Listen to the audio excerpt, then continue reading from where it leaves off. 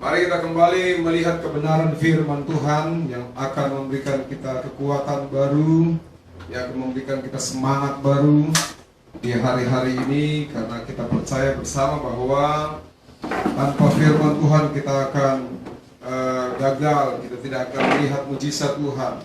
Tanpa firman Tuhan kita akan kecewa dengan keberadaan sekarang. Belajar mengerti tentang kebenaran firman Tuhan yang sesungguhnya. Haleluya.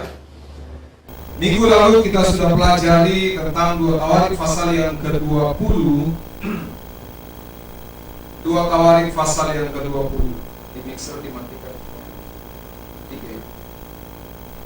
Ya, puji Tuhan. Yang di ujung kan. Ya. Haleluya.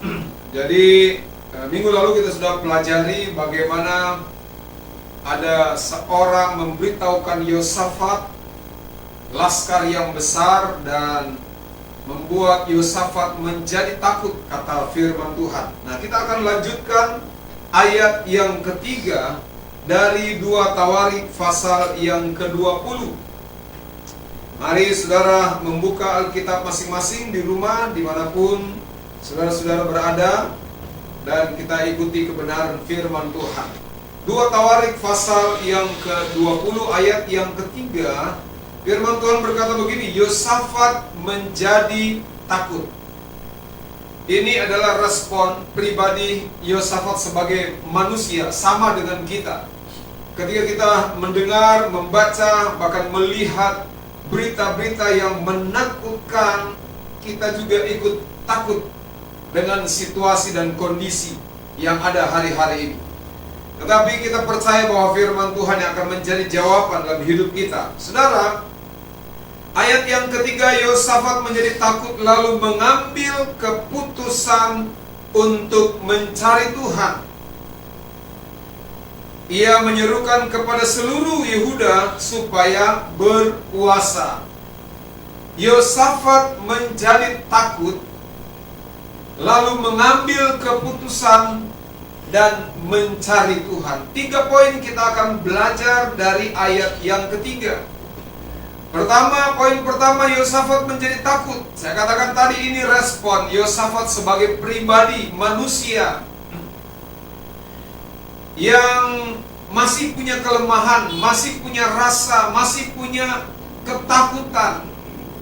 Dan itulah respon Yosafat ketika dengar berita yang menakutkan ada Moab dan Amon. Kita sudah pelajari, bangsa ini memang bangsa yang sangat menjadi musuh bebuyutannya Israel atau Yehuda pada waktu itu. Sebab kita sudah pelajari pada minggu lalu, mereka tidak memberi makan, mereka tidak memberi sesuatu kepada bangsa Israel dalam hal kelaparan, dalam perjalanan Mesir ke Kanaan. Bahkan mereka menyuap Bileam, mereka membayar orang untuk mengutuk bangsa Israel. Makanya Yosafat menjadi takut ketika dengar berita seperti itu. Saudara-saudara, bicara tentang ketakutan, semua kita pernah alami ketakutan. Ada 3 hal yang saya bagi soal ketakutan. Pertama, takut kepada diri sendiri. Nah, itu biasanya merasa bersalah. Kalau orang merasa bersalah, dia takut. Takut pulang rumah karena bersalah. Takut ke kantor karena dia merasa bersalah di kantor. Takut melakukan sesuatu dan lain sebagainya. Kedua, ada yang namanya takut kepada aturan. Ya, pemerintah kita membuat aturan untuk lockdown, untuk distancing, untuk tinggal di rumah, tidak boleh kemana-mana, dan kita harus ikuti aturan itu. Kenapa? Kalau kita langgar aturan itu, kita mungkin akan dipukul, kita mungkin akan dilarang, kita mungkin akan dimarah, dihukum.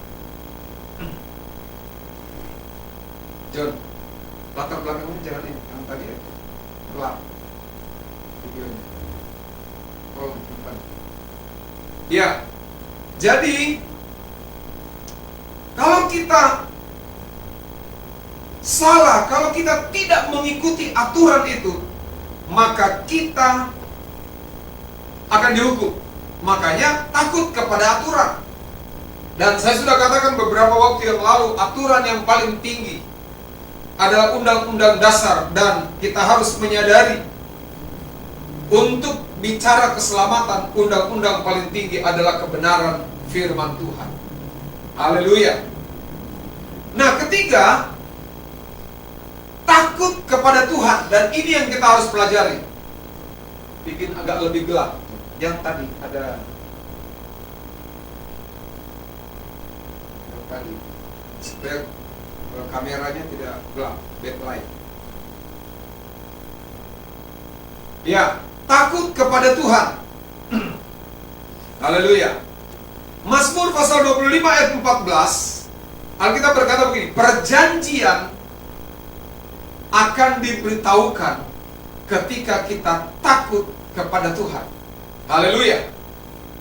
Jadi pada waktu kita menyatakan kita takut Tuhan, saudara baca Mazmur pasal 25 ayat 14, perjanjian itu akan diberitahukan kepada kita.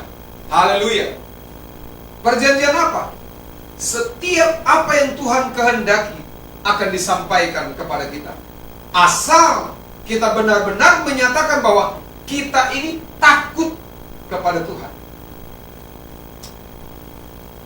Mazmur pasal 34 ayat yang ke-9. Mazmur 34 ayat yang ke-9. Haleluya.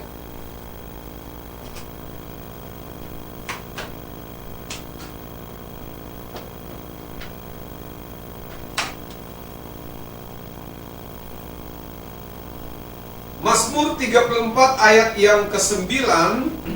Saudara buka di sana. Firman Tuhan berkata seperti ini. Takutlah akan Tuhan, hai orang-orangnya yang kudus, sebab tidak berkekurangan orang-orang yang takut akan Dia. Jadi Alkitab menjamin ketika kita takut akan Tuhan, Tuhan akan memberikan kelimpahan, bahkan tidak akan berkekurangan, kata firman Tuhan. Nah, takut akan Tuhan. Mazmur pasal 111. Mazmur pasal 111. Dan lihat di sana ayat yang kelima. Alkitab berkata seperti ini.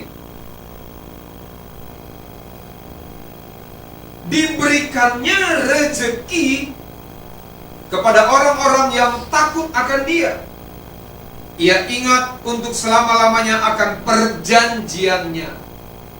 Jadi perjanjian Tuhan, bahwa ketika kita takut Tuhan, maka Dia akan memberikan rezeki kepada kita. Haleluya. Dalam Matius pasal yang ke-33 ayat Matius 6 ayat 33, carilah dahulu kerajaan Allah dan rezeki itu akan ditambahkan kepada kita. Baik, kita lanjut. Jadi takut akan Tuhan itulah yang paling utama.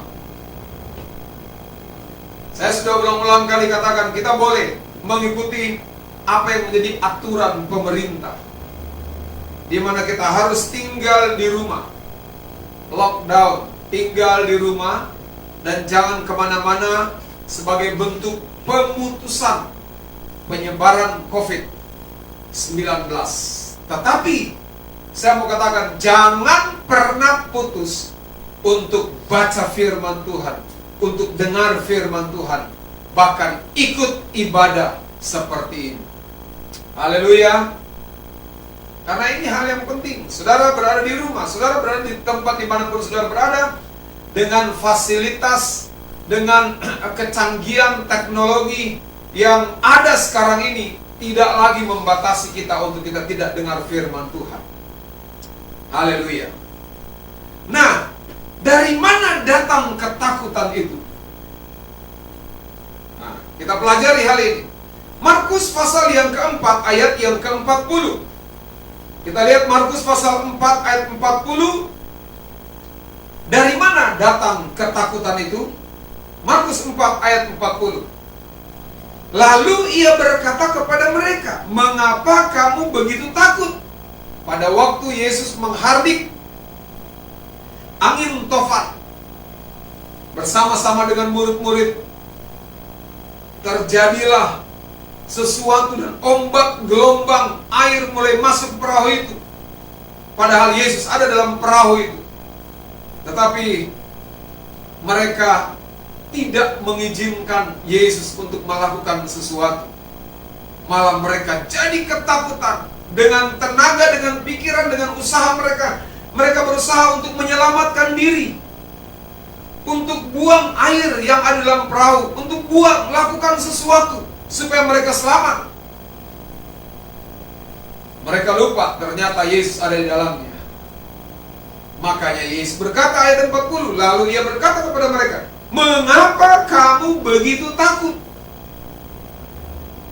Bukankah Yesus ada dalam perahu itu?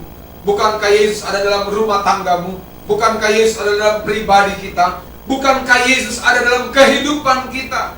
Kenapa kita harus takut? Bukan berarti kita tidak takut, lalu kita bebas keluar rumah, melakukan sesuatu aktivitas di luar. Giliran kena corona bingung. Nah, artinya kita harus tetap percaya kepada Yesus. Dia sanggup menolong setiap kita. Alkitab berkata, "Mengapa kamu menjadi takut?" Kalimat selanjutnya Markus pasal 4 ayat 40 tadi. Haleluya. Lalu ia berkata kepada mereka, "Mengapa kamu begitu takut? Mengapa kamu tidak percaya?" Muncul ketakutan. Ketakutan itu datang, itu berasal dari ketidakpercayaan seseorang. Haleluya. Yesus sudah ada di perahu, tapi mereka tidak percaya bahwa Yesus itu sanggup menolong. Yesus itu sanggup menghardik angin itu. Yesus itu sanggup meredakan gelombang itu. Banyak orang tidak percaya bahwa Yesus sanggup menolong setiap kita. Di tengah-tengah pandemi COVID-19, ada banyak orang tidak percaya bahwa Yesus sanggup menolong. Makanya mereka teriak-teriak, "Tolong, tolong," dan lain sebagainya. Makanya mereka beranggapan bahwa biasa-biasa saja. Nanti sudah terjadi, nanti sudah melanda, sudah positif, baru teriak, "Tuhan tolong, Tuhan tolong."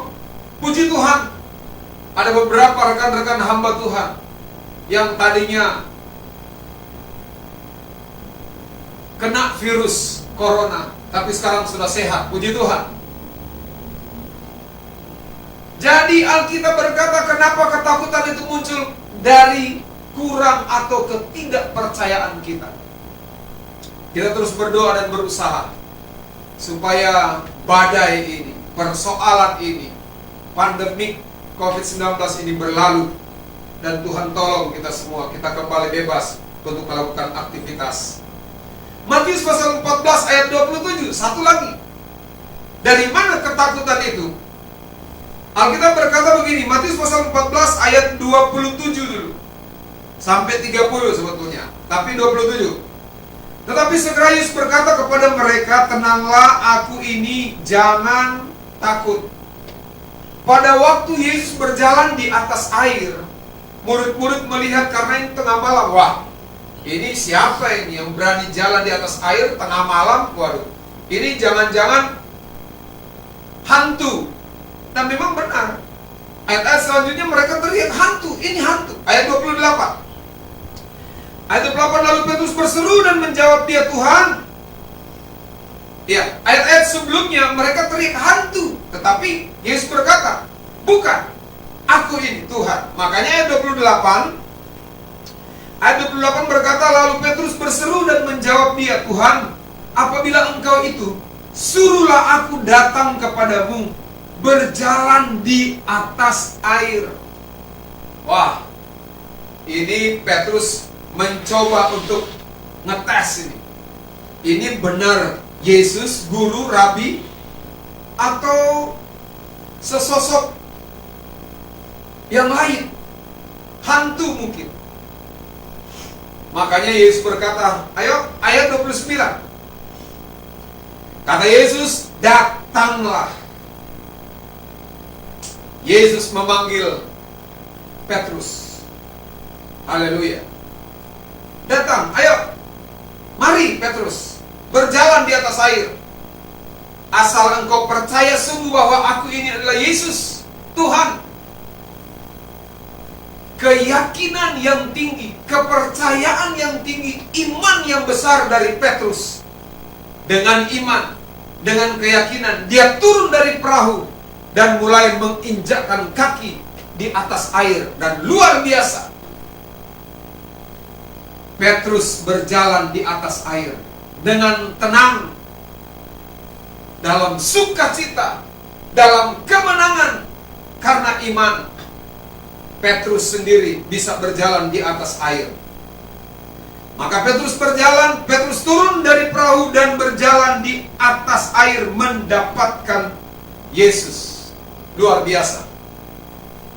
Kalau kita melakukan sesuatu dengan iman, kita akan dapatkan itu. Kalau kita melakukan sesuatu dengan keyakinan sungguh bahwa Tuhan pasti tolong, Tuhan pasti jamah, Tuhan pasti sembuhkan, Tuhan pasti pulihkan. Kalau kita percaya, kita yakin pandemi COVID-19 ini, dengan yakin kepada Yesus, semua ini akan berlalu. Kita pasti berjalan bersama dengan Yesus. Asal jangan sampai terjadi ayat 30. Ayat 30, tetapi ketika dirasanya tiupan angin.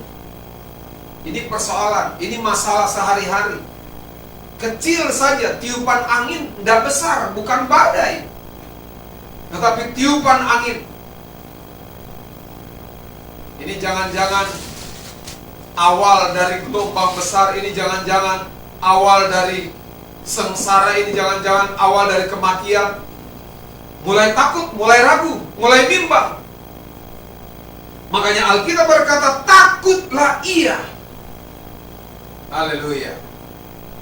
Kenapa Petrus takut? Karena dia mulai ragu. Kenapa Petrus takut? Karena dia mulai bimbang. Kenapa Petrus takut? Karena dia mulai tidak percaya bahwa Yesus sanggup menolongnya dalam menghadapi persoalan, berjalan di atas persoalan, berjalan di atas masalah, berjalan di atas air gelombang. Tetapi karena Petrus mulai khawatir, mulai takut, waduh, jangan-jangan pandemik ini akan menghancurkan kita, jangan-jangan A, B, C, dan lain sebagainya. Haleluya. Alkitab berkata, ketika dirasanya tiupan angin, takutlah ia dan mulai tenggelam, lalu berteriak, Tuhan, tolong aku. Saudara-saudara, ada banyak orang yang seperti Petrus. Ketika dia belum mengerti akan kehendak Tuhan, ketika dia belum begitu percaya, awalnya mereka yang berteriak, ini hantu. Tetapi ketika Yesus sendiri yang menyatakan diri, dia memanggil Petrus, dia memanggil kita, dia memanggil saya dan saudara, dan berada di zona nyaman, berada di zona yang enak secara manusia, aman, tidak ada problem, tidak ada masalah, seperti semua kebutuhan tercukupi, terjamin.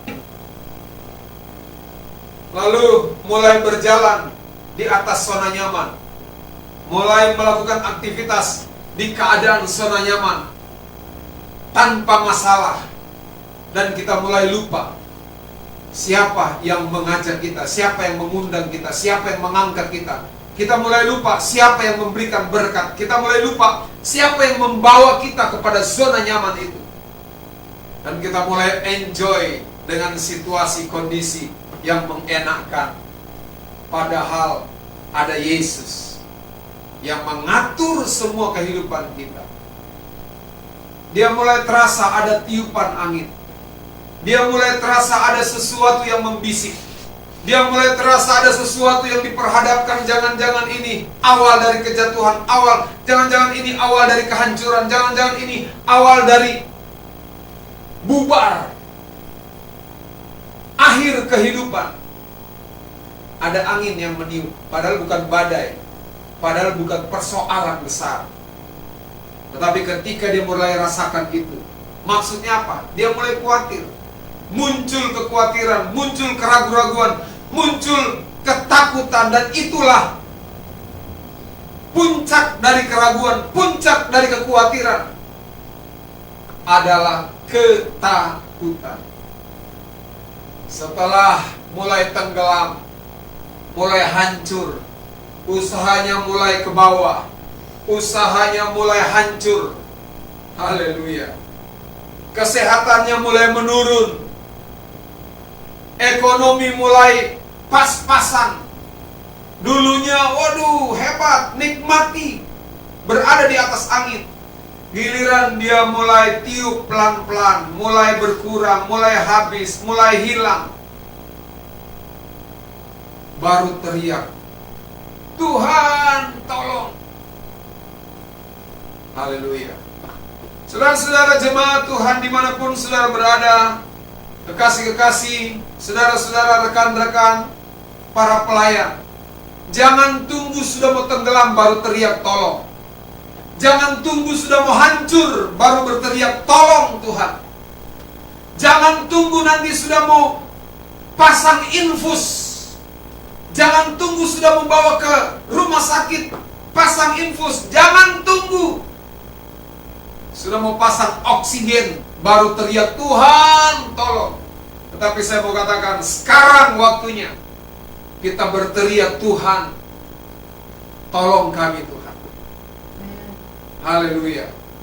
Sekarang waktunya kita menghadap Tuhan. Bukan hanya berteriak minta tolong saja, tetapi mengakui kebesaran Tuhan dengan pujian, dengan sembah. Ini waktu-waktunya kita memuji Tuhan. Ini waktunya kita menyembah Tuhan. Amin. Mumpung pemerintah sudah bilang tinggal di rumah, jangan kemana-mana. Waktunya kita dekatkan diri, bangun hubungan dengan Tuhan. Haleluya. Dalam keseharian,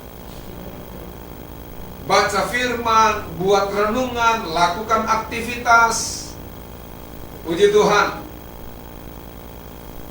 Hari-hari ke depan saudara ikuti terus, baik dari makroni, makanan rohani hari ini, baik dari beberapa tutorial pengembangan talenta, bagaimana cara melayani, melakukan sesuatu. Saudara tetap ikuti terus. Supaya apa? Tidak bosan di rumah. Supaya tidak ada kesempatan untuk berpikir hal-hal yang negatif. Tidak ada kesempatan untuk memperkatakan negatif, menjelekkan orang lain dan lain sebagainya. Lebih baik kita beraktivitas. Bangun pagi-pagi, lakukan sesuatu, baca firman, renungkan, buat bahan khotbah, belajar, memuji Tuhan, dan lakukan sesuatu untuk hormat kemuliaan nama Tuhan. Haleluya. Kita kembali, kenapa Yosafat menjadi takut? Mulai ada keraguan, mulai ada ketidakpercayaan. Murid-murid menjadi takut karena mereka tidak percaya. Haleluya. Percayalah, Yesus sanggup menolong setiap kita. Puji Tuhan. Yosafat menjadi takut. Bagian kedua, mengambil keputusan. Jadi ketika Yosafat menjadi takut, Yosafat ambil keputusan. Nah saudara, kita kembali belajar. Apa keputusan Yosafat? Saudara-saudara, ini keputusan, itu tergantung dari pribadi kita. Keputusanmu apakah positif atau negatif? Keputusanmu itu baik atau tidak baik? Ada 2 poin keputusan yang saya catat di sini. Pertama, keputusan yang salah. Dalam Alkitab ada 1 Samuel 20 ayat 7. Itu karena amarah diambil keputusan, hasilnya apa? Pembunuhan. Itu keputusan yang salah. Coba boleh buka 1 Samuel pasal 20 ayat yang ke-7. Saya akan akhiri dengan beberapa ayat ini. Haleluya. Jika begini dikatakannya, baiklah, maka hambamu ini selamat. Tetapi jika amarahnya bangkit dengan segera, ketahuilah bahwa ia telah mengambil keputusan untuk mendapatkan celaka. Haleluya. Jadi mendatangkan celaka, keputusan yang salah. Harusnya keputusannya harus dipertimbangkan. Karena keputusannya salah, dia penuh amarah, maka hasilnya adalah pembunuhan.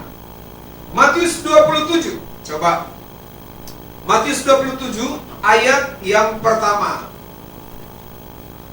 Matius 27 ayat yang pertama. Tetapi Daud berpikir dalam hatinya, Matius 27 ayat yang pertama. Ketika hari mulai siang, semua imam kepala dan tua-tua bangsa Yahudi berkumpul dan mengambil apa? Keputusan. Untuk apa? Membunuh Yesus. Keputusan untuk membunuh Yesus. Itu keputusan yang salah. Kenapa? Dengan emosi. Sekalipun kalau kita pelajari kebenaran firman Tuhan, secara manusia itu keputusan yang salah. Tetapi kalau kita pelajari firman Tuhan dengan berpikir positif, memang itu harus terjadi. Kenapa? Karena Yesus mati supaya setiap dosa kita diampuni, ditebus. Kedua, poin kedua, keputusan yang benar. Roma pasal 15 ayat yang ke-26. Roma pasal 15 ayat yang ke-26. Ya.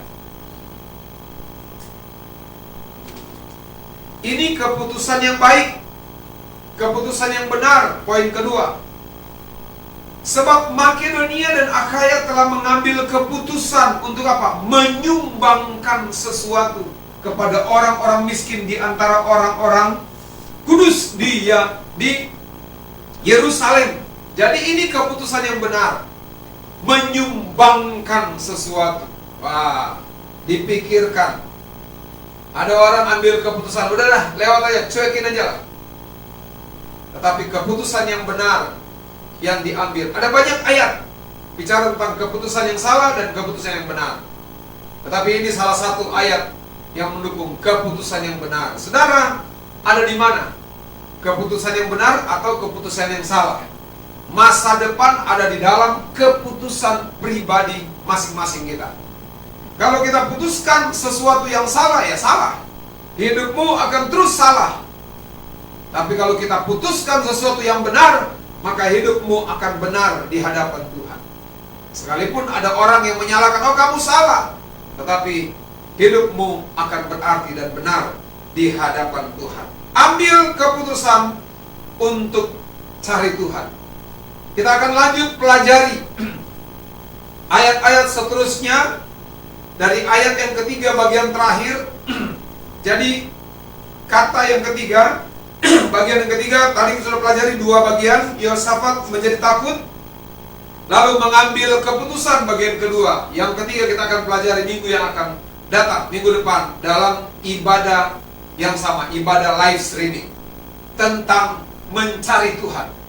Bagaimana Yosafat mengambil keputusan untuk mencari Tuhan. Apa yang dia lakukan pada waktu dia mencari Tuhan. Nanti kita ketemu pada hari minggu depan. Saudara, tetap percaya, tetap lakukan sesuatu yang terbaik di hadapan Tuhan. Ingat, ketakutan itu berawal dari keraguan-raguan. Ingat, ketakutan itu berawal dari ketidakpercayaan kita kepada Tuhan. Bukankah kita sudah percaya kepada Yesus? Bukankah kita berdoa, Tuhan, mari masuk dan tinggal dalam hidup kami, supaya kami beroleh baik, beroleh selamat di hadapan Tuhan. Tetap kuat, tetap semangat, jaga jarak. Nah, itu yang disarankan oleh pemerintah. Jadi tetap ada di rumah, jangan kebanyakan keluar dan lain sebagainya. Dan ingat, jaga keluarga, istri, anak-anak, suami, semuanya tetap dalam kondisi baik. Dan percayalah, bersama dengan Yesus kita pasti menang. Haleluya. Tetap semangat dan yakinlah, Yesus ada di depan kita dan Dia sanggup menolong kehidupan kita. Haleluya, Tuhan Yesus memberkati saudara. Tunduk kepala, saudara jemaat Tuhan yang ada di rumah, saudara-saudara kekasih-kasih dimanapun saudara berada. Saya berdoa dari tempat ini. Kami percaya bahwa doa kami ini akan sampai kepada setiap telinga pendengar masing-masing, sampai kepada hati kami masing-masing, dan menjamah setiap kami. Bapa, dalam nama Yesus, setiap kami yang mendengar firman Tuhan lewat live streaming ini, Tuhan tolong dalam nama Yesus, biarlah hatinya dijamah oleh Tuhan. Ada yang takut hari-hari ini, yang masih ragu hari-hari ini, yang membuat takut, membuat kecewa, dalam nama Yesus, Tuhan jamah. Yosafat mengambil keputusan pada waktu dia takut, karena ketakutan itu berasal dari keraguan, kecemasan, kebimbangan. Tetapi kalau Yosafat mengambil keputusan, kami juga mengambil keputusan, umat-umat Tuhan juga mengambil keputusan untuk terus mencari Tuhan, untuk terus mendekatkan diri dengan Tuhan, dan lebih dekat dan percaya bahwa Yesus sanggup menolong setiap kami. Terpuji namamu kekal selama-lamanya. Engkau baik bagi kami, Engkau sungguh baik bagi kami. Dalam nama Yesus kami berdoa. Haleluya, haleluya. Umat-umat Tuhan akan memberikan korban persembahan. Kami di tempat ini juga akan mengumpulkan korban persembahan sebagai bentuk ucapan syukur kami, rasa terima kasih kami kepada Tuhan lewat firman Tuhan, lewat apa yang Tuhan buat bagi kami. Kami beri yang terbaik bagi Tuhan. Dalam nama Yesus kami berdoa. Haleluya. Amin. Amin. Puji Tuhan. Tuhan memberkati. Serahkan kembali kepada Ibu Gembala.